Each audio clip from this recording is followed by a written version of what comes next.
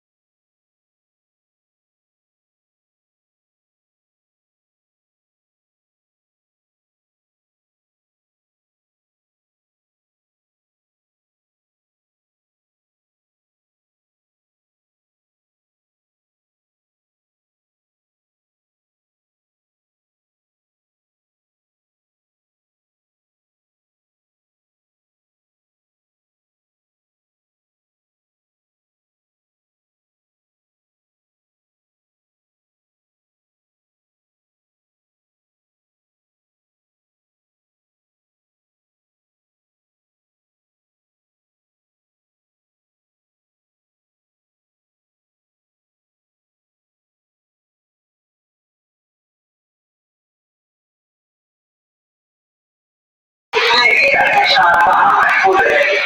कि किराए सुन्नत ही सबसे बड़ी किराया है।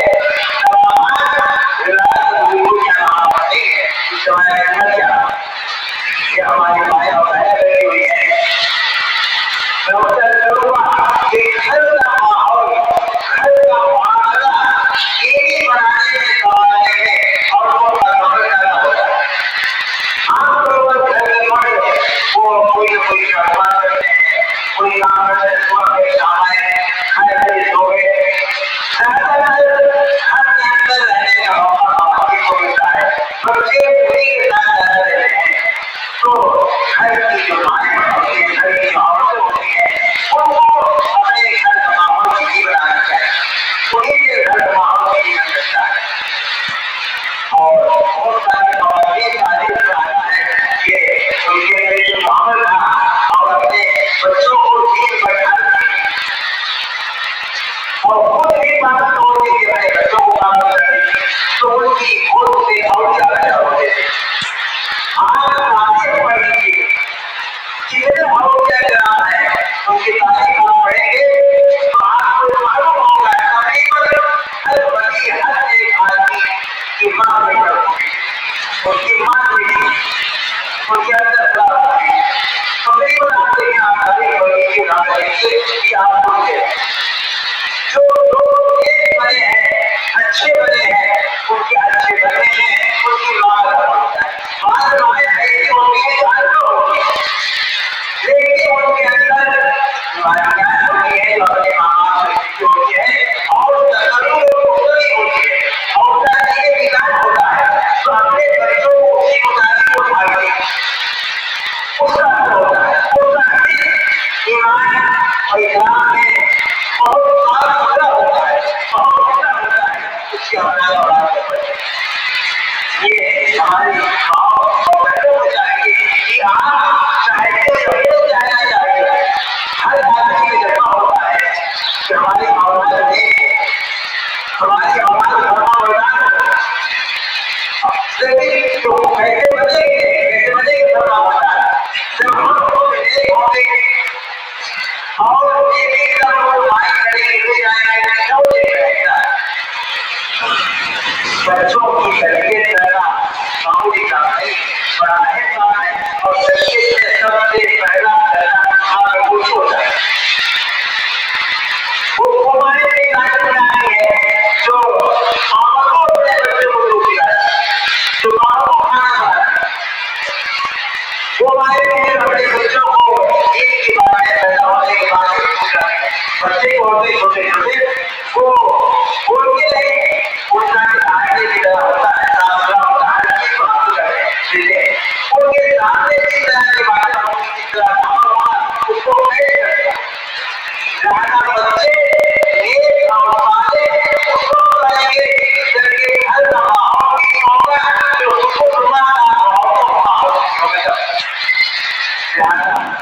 हम चाहते हैं सब चाहते हैं हमारे औलाद को, लेकिन घर का माहौल कोई भी नहीं साथ बनता है।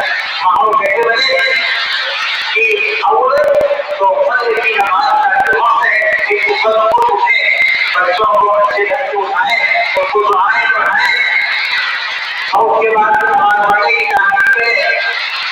नमाज पढ़ने से जिम्मेदारी बयान करते हुए अल्लाह हमारे वो अपना को अपना ठीक है। नमाज तो फर्ज होगी पाँच पढ़ने के बाद, लेकिन तरबियत के हवाले से ये फर्ज है जब बच्चा 5 साल का हो जाए तो नमाज का हुक्म है। नमाज बच्चे पर फर्ज नहीं है, लेकिन माँ बाप पर फर्ज है कि बच्चे जब 7 साल हो जाए नमाज का हुक्म है। अगर माँ बाप अपने उन बच्चों को उन बच्चियों को जो 7 साल के हो गए नमाज की इबादत नहीं करते हैं तो माँ बाप अपना फर्ज छोड़ रहे हैं, उस बच्चे पर छोड़ रहे हैं और हमारे काम की तरफ बढ़ी जाएगी और पूरा किया जाएगा चाहे स्कूल के लिए बात के, लेकिन नमाज के बारे में बात को